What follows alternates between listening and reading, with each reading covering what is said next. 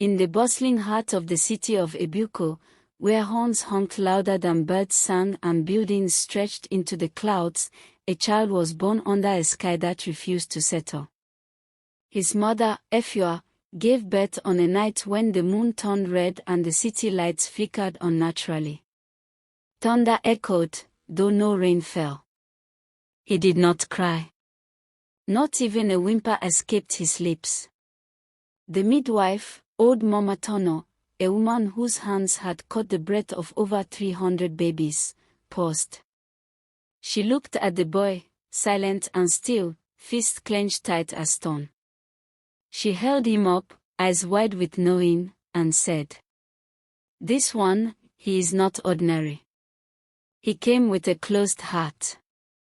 This boy will trouble the earth." And trouble it, he did. An oracle was summoned the next morning, a strange, wiry man with white cowries around his neck and a stare that cut through flesh. After hours of silence and murmurs over palm kernels, he looked up and spoke solemnly. "This boy is not meant for the city. If he stays, he will tear it apart.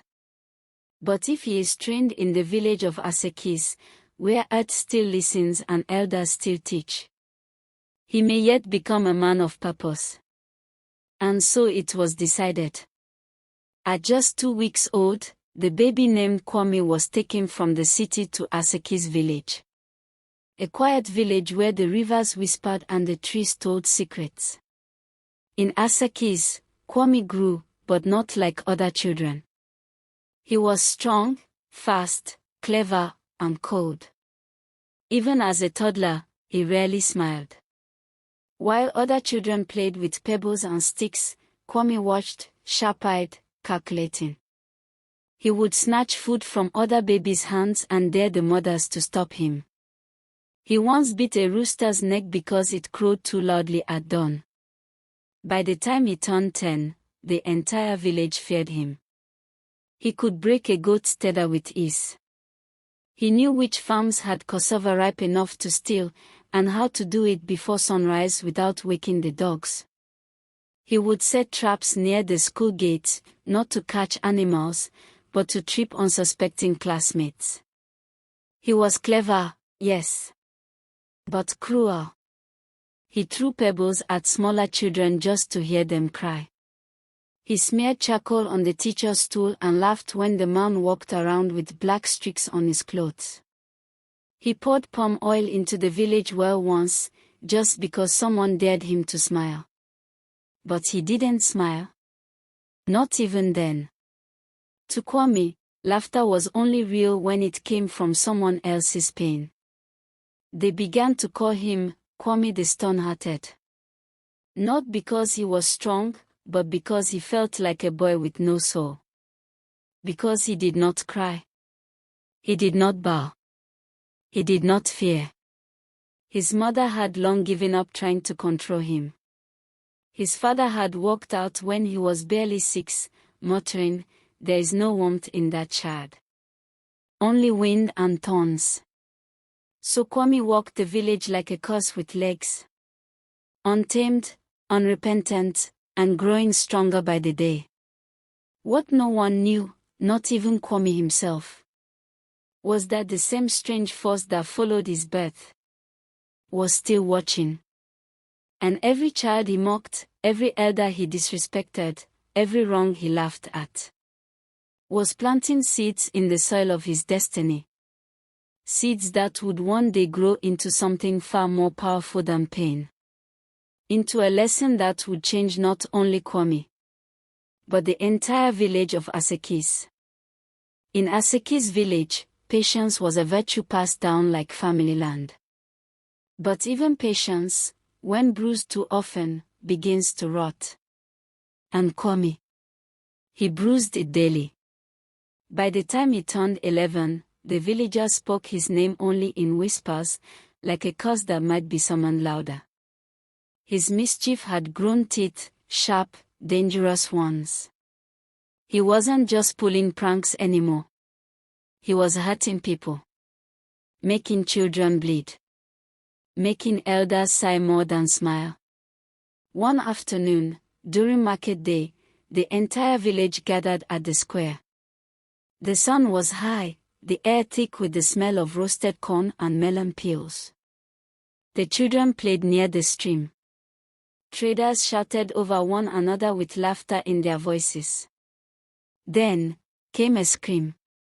A sharp, terrified scream from a little girl named Ceci. She had stepped into one of Kwame's hidden snares, thin wire buried beneath palm leaves. Her ankle bled. She screamed. Her mother rushed toward her but tripped over another trap and fell face first into a basket of pepper. The square exploded into chaos. Shouts echoed out. Ceci cried louder. The mother cursed the gods. And from behind a tree, Kwame emerged, grinning. Not laughing. Grinning. His eyes scanned the crowd. He watched their pain like a man watches a stage performance, entertained but unmoved. The chief's guards ran toward him, but he darted into the forest like a wild hare. No one could catch him. He knew every path and every shortcut. He vanished like smoke. That evening, the village council gathered. For the first time in years, the sacred talking drum was beaten 3 times, signaling urgency. Elders arrived in silence. Women peered from their doorways. Children were told to stay inside. The chief, an old man named Ebon, who once ruled with gentleness and story-filled wisdom, looked tired. He stared into the fire at the center of the circle and said, "We have forgiven him long enough. We have hoped long enough. Now the village is afraid of one boy." There were murmurs, nods, but also hesitation. "He's only a child," one elder said. "What child does not test limits?" But the blacksmith's wife interrupted. Her voice trembled with anger. "My son fears school, he cries every morning, because of Kwame. This is no ordinary child, there is something else in him." The herbalist, an old woman with eyes like cracked granite, spat into the fire. "Even snakes are born small." The council fell silent again. Then a voice, low but firm, rose from the shadows. It belonged to Baba Connor, the oldest man in Asekis. His back was bent. His beard was long enough to wrap twice around his walking stick. People said he once wrestled a lion. Others claimed he spoke with spirits in the forest. But all agreed, when Baba Connor spoke, you listened. He cleared his throat and said, "The boy is not lost. He is drowning. And when a child is drowning, you do not throw stones. You throw a rope." The chief turned to him. "Then will you throw the rope, Baba?" The old man nodded slowly. "I will take him." The next morning, the sun hadn't yet fully climbed out of the river mist when Baba Connor walked to Kwame's home. The compound was silent. Efua, Kwame's mother, visiting from the city, stood at the doorway, arms folded. Her eyes were sunken from worry, and her spirit was cracked from years of unanswered prayers. She didn't stop Baba Connor. "I've tried," she whispered. "He does not hear me. Maybe he will hear you." Inside, Kwame sat on the floor, sharpening a stick with a piece of stone. The boy looked up, his gaze as still as a well in drought. Baba Connor didn't flinch. "Pack your things," he said. "We are going to the forest." Kwame snorted. "Are you here to punish me, old man?" "No," Baba Connor replied. "I am here to teach you. Before the earth itself punishes you." Kwame hesitated. His lips curled with mockery, but a flicker passed through his eyes. Curiosity, perhaps. Or a small seed of fear. Either way, he stood up, shoved the stick into his cloth sack, and followed the old man. As they walked away from the village, people peeked through leaves and windows. Some whispered blessings. Others whispered doubts. But everyone knew the truth. Something had to change. And if it didn't, Kwame would either end up in chains, or buried too early, remembered only as a warning. They walked for 2 hours through thick trees and bush paths, speaking nothing. Kwame tried to provoke Baba Kana. "So, what? You're going to beat the evil out of me? Make me fetch water and call you Baba like a lapdog?" But the old man only replied, "A man who barks all the time is usually hiding something." They arrived at a clearing deep in the forest. A tiny, thatched hut sat in the middle, beside a small stream. Surrounding it were tools, dried herbs, a carved wooden stool, and 2 cooking stones. It was quiet. Peaceful. Kwame frowned. This is it. No warriors. No magic. Baba Kana smiled and said, "This is where the world begins again." That night, Kwame tossed on his mat. The forest was too quiet. There were no dogs barking. No shouting neighbors. Only insects, leaves, and the soft breath of old age near the fire. He didn't know it yet. But something inside him, something cold, hard, and sharp, had begun to shift. Not because he wanted to change, but because the world had finally stopped laughing with him and started waiting for him to grow up. The forest did not care for pride. Its wind had no need for applause. Its silence did not beg to be filled. It simply was, steady, ancient, watching. Kwame hated it. For the first few days in Baba Kana's clearing, he refused to help. He sat by the edge of the stream, throwing stones at frogs. He ignored the tasks given to him. When Baba Kana told him to grind pepper, he threw the bowl into the bushes. When asked to sweep the hut, he said, "Sweep it yourself, old man. You're the one who lives here." But Baba Kana did not shout. He did not raise his staff. He only looked at Kwame with eyes that saw deeper than his skin. A man who spits at the floor forgets he may one day kneel on it. Kwame rolled his eyes and turned away. On the 4th morning, Baba Kana woke him with a task. He handed him a machete and pointed to the bush. "There is an iroko tree near the stream. Cut a branch. Carve a spoon." Kwame frowned. "A spoon? Yes. Before the moon is full, feed me with the spoon you make, or go back to the village." Kwame snatched the machete and stomped away. "Old fool," he muttered. He found the iroko tree. Tall. Towering. Its bark dark like midnight. Its roots thick and twisted like ancient fingers. He struck it once. The blade bounced back. He struck again. The bark barely chipped. By noon, his hands ached. His shirt clung to his back with sweat. His pride began to simmer. "What kind of stupid tree is this?" He screamed and hurled the machete into the grass. Birds flew from the trees above. The forest answered only with wind. That night, he did not eat. Baba Kana stirred a pot of yam porridge and did not offer him a plate. Kwame's stomach rumbled, but his mouth stayed closed. "I'm not hungry," he lied. "Good," Baba Kana said. "Then your hunger won't distract you from thinking." The fire crackled. Kwame lay on his mat, staring at the stars through the branches. He thought of the city.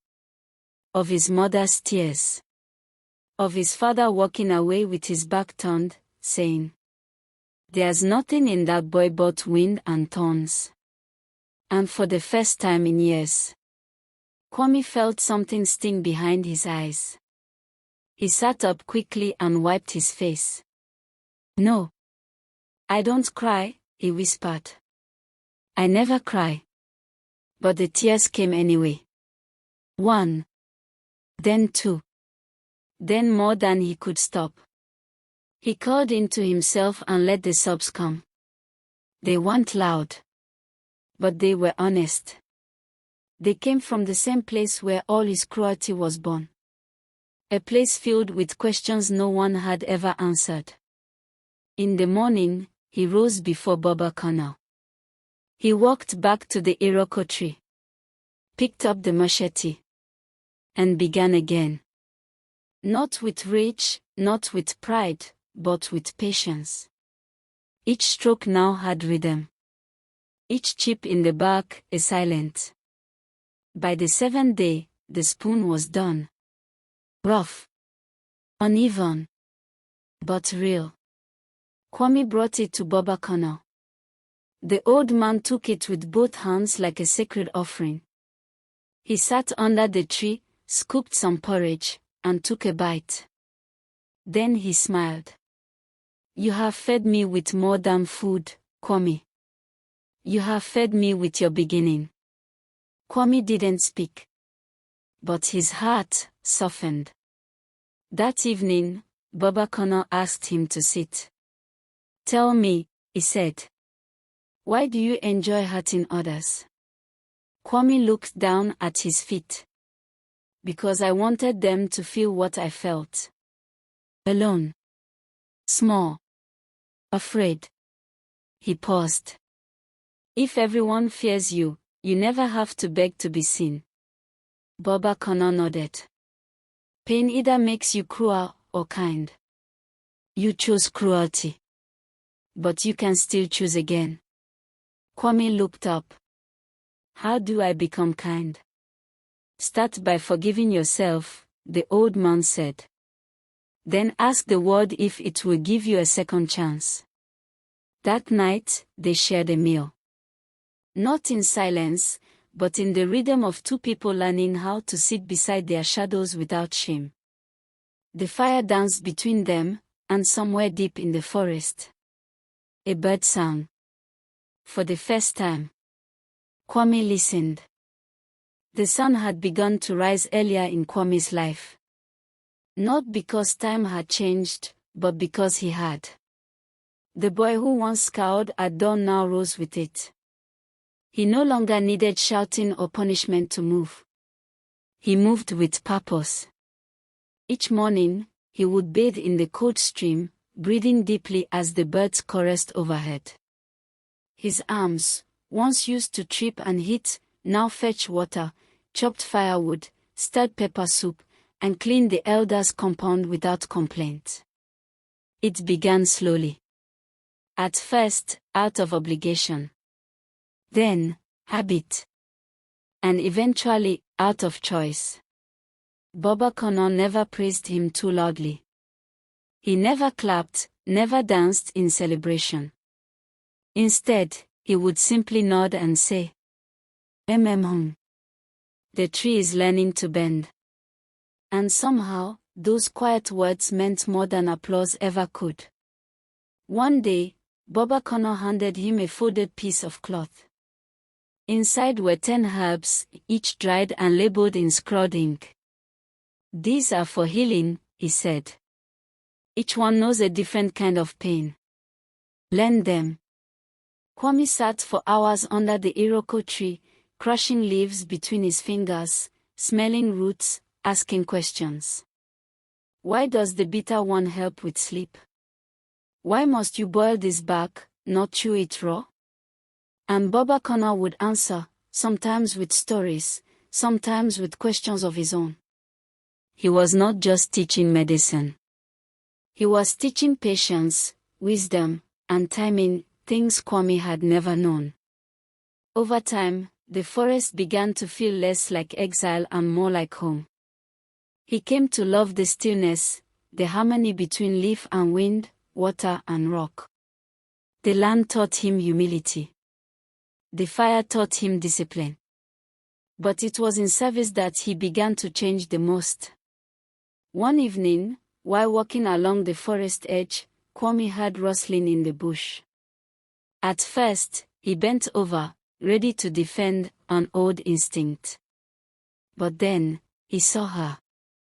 A young girl, barely 8, crying, her leg swollen from a scorpion sting. She had followed her goat too far into the forest and now sat trembling, alone and in pain. Kwame froze.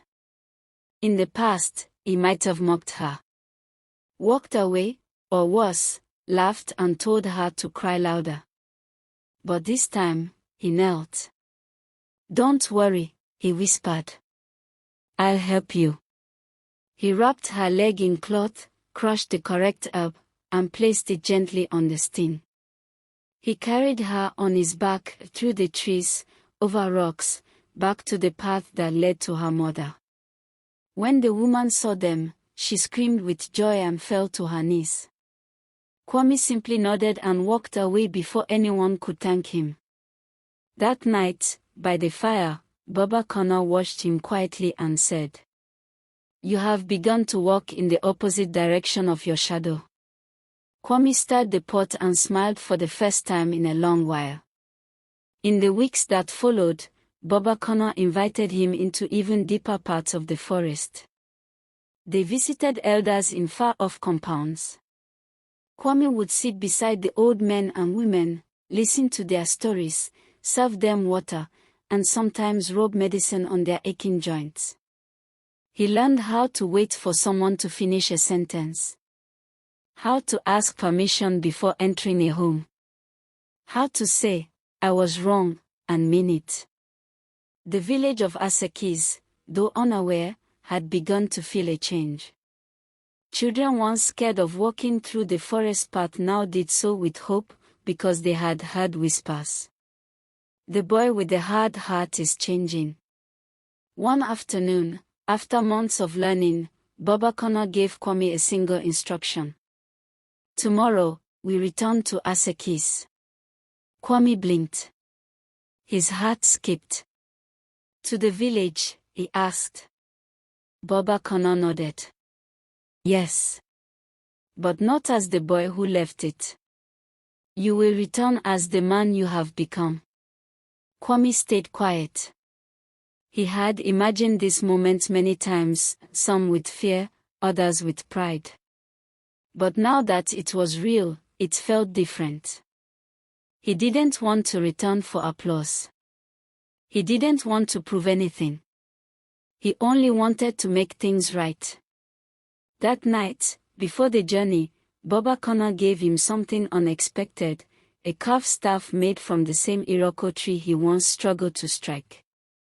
"This is for remembering, not for leaning," the old man said. "When your feet tremble, let your memory stand strong." Kwame held the staff close and nodded. At dawn, they began the walk back, just the two of them. But this time, it was Kwame who led the way. The red path back to Asekis was longer than Kwame remembered. Not because the road had changed, but because he had. Where once he ran wild through the trees like a storm, now he walked, measured, grounded, with Baba Connor beside him. The carved staff in his hand felt weightless. But what it carried was heavy. His shame, his memories, and the hope that someone, anyone, might give him a second chance.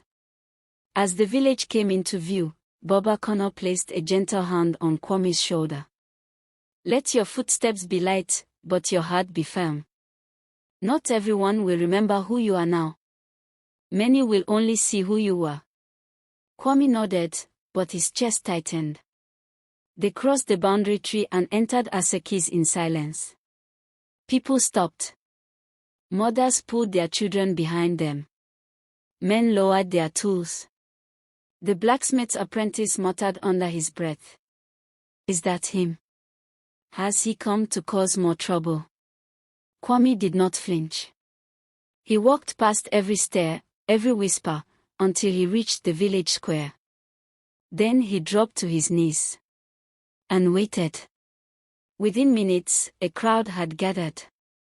Old Chief Ebon, now more frail than before, was carried in by 2 guards. The elders arrived one by one. Even Mr. Obesai, the teacher Kwame had once shamed, came, limping, leaning on a cane. Kwame looked up and spoke in a clear, trembling voice. "I am not here for forgiveness. I am here for truth. You all remember the boy who threw stones, who stole, who spat on kindness. That boy was real. But he is not the one standing here now." He reached into his satchel and pulled out a bundle wrapped in cloth. Inside was the spoon he carved, the same one Baba Connor had eaten from. He placed it gently on the ground before the chief. "This is not a gift. It is a symbol. A reminder that I have learned how to feed. Not only myself, but others." There was silence. Then, from the back, a woman shouted, "My son still wakes up screaming because of you." Kwame turned toward her. Tears welled in his eyes. "And I will carry that wound until my last breath. If you want me to clean your compound every week, I will. If you want me to leave your presence forever, I will." Another voice. "How do we know this is not a trick?" Kwame bowed his head.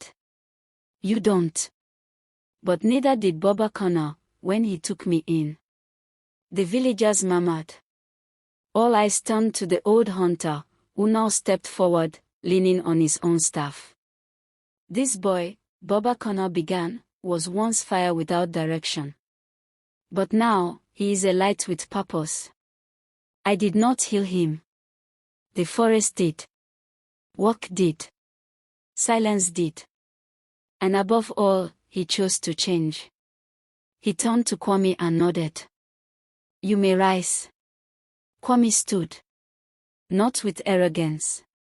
Not with pride. But with quiet dignity. The crowd parted as he walked forward, heading toward the school. He found Mr. Obesai sitting on the old bench under the neem tree. Kwame knelt before him and said, "I stained your clothes and mocked your wisdom. But I now know, you were trying to build what I was trying to destroy." Mr. Obesai did not speak. Instead, he reached into his pocket and pulled out a red chalk. He handed it to Kwame and said, "Then build with me." The days that followed were filled with action, not words. Kwame mended the village well he once polluted. He helped rebuild the market shelter before the rainy season. He apologized in small, unseen ways, carrying water, sharing herbs, guiding lost goats back home. He never asked for anything in return. He simply served. One afternoon, the village children gathered under the baobab tree to play. Musa, the boy Kwame once heard the most, walked up and whispered, "Teach us something." Kwame blinked. "Me?" Musa smiled. "Yes. You." Kwame looked around. Eyes, young and old, were watching. He sat down, took a stick, and began drawing on the sand. "This is a leaf that heals fever.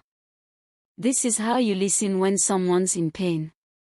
And this," he pointed to his own chest. "This is what happens when you stop trying to be feared and start trying to be useful." By the next full moon, the village gave him a title. Not teacher. Not healer. Just one word, carved into a small wooden sign hung on his door. Shepherd. Because in his strength, he now led. But with his scars, he remembered what it was to be lost. The seasons changed, but Kwame remained. Not as a shadow haunting the village paths, but as a light quietly guiding the next footsteps. Under the old baobab tree, where he once watched with mischief, he now sat with intention. Children gathered around him every evening, some wide-eyed with questions, others with wounds on their knees and hearts. He listened to them all. Not to answer quickly, but to understand deeply. He became what the village had never seen before. A bridge between what a person had been and who they could become. One day, a boy named Obidi was dragged to the chief's palace. He had stolen meat from his uncle's pot, slapped a girl who mocked him, spat on the chalkboard in school. The villagers shouted, "He's just like Kwame was. Useless. Curse born in another body." But Kwame stepped forward. He didn't raise his voice. He didn't defend Obidi. He knelt beside the boy and looked him in the eye. "Is this who you want to be?" Kwame asked. Obidi trembled. I don't know." "Then come. Let's go find out." And without waiting for permission, Kwame took Obidi's hand and walked him out of the crowd. No one stopped him. In the weeks that followed, the village watched a miracle they almost didn't believe. Obidi, once angry and wild, began to soften. He helped old women carry firewood. He learned to cook. He sat beside Hussein, the boy he once insulted, and asked him to teach him letters. When asked what changed him, Obidi always said, "Kwame did not beat me. He believed I was more than my mistakes." Kwame became a mirror for those who were broken. He showed them what was possible, not by preaching, but by living. The young called him Baba Kwame. The old simply called him son. One evening, as the sun melted over the hills and the crickets sang their night song, Kwame sat by his small hut, carving wooden spoons for the school. Baba Colonel, now walking slower, came to visit. He watched in silence for a moment, then chuckled. "From machetes to spoons," he said. "Your hands are no longer weapons. They are tools of peace." Kwame looked up, smiling. "You once said a man must conquer himself before he teaches others. And now?" Baba Colonel asked. "Now, I say a man must remember his pain, but never return to it." They sat in silence, 2 generations of healed men under a moon that smiled wider than before. Later that week, Kwame gathered his students for one last story. He had grown quieter in his teaching, more thoughtful. But this evening felt different. He sat on a carved stool and began, his voice low and calm. "Once, there was a boy who wanted the world to fear him. So he threw stones. He broke hearts. He believed pain gave him power. But the world did not bend. It watched. It waited. Until the boy met a man who gave him nothing but silence. And the chance to begin again. The children leaned in. That boy still lives. Not in me, but in anyone who believes they are too far gone to change." He paused. "You are never too broken to be rebuilt. You are never too small to be strong. And you are never, ever your worst moment." And with that, he rose, leaned his staff beside the tree, and walked into the night. The next morning, the village awoke to find something new carved into the schoolhouse wall. It wasn't a name. It wasn't a proverb. It was a question. Will your hands heal when no one fears them anymore? Kwame's story was never just about one boy. It was about all of us. About the parts we try to hide. The mistakes we hope no one remembers. And the people we might still become, if only someone believes in us long enough to try. He was once feared. Then forgiven. Once broken. Then rebuilt. But his greatest transformation was not in how others saw him. It was in how he finally saw himself. Not as a burden. Not as a shadow. But as a guide, a shepherd. Someone who had walked through fire, and chose not to burn others with it. So here's the question that remains. When your past no longer defines you, and your future starts calling, who will you become? You don't have to be perfect to be powerful. You don't have to come from greatness to grow into it. And your worst moment. It doesn't have to be your final one. Like Kwame, you can begin again. Even now. If this story moved you, don't keep it to yourself. Share it with someone who needs hope. Comment below what part of Kwame's journey reminded you of your own. Subscribe for more African stories that heal, inspire, and transform. Because sometimes, the story we need is the one that tells us, you are not too far gone. You are just not done yet.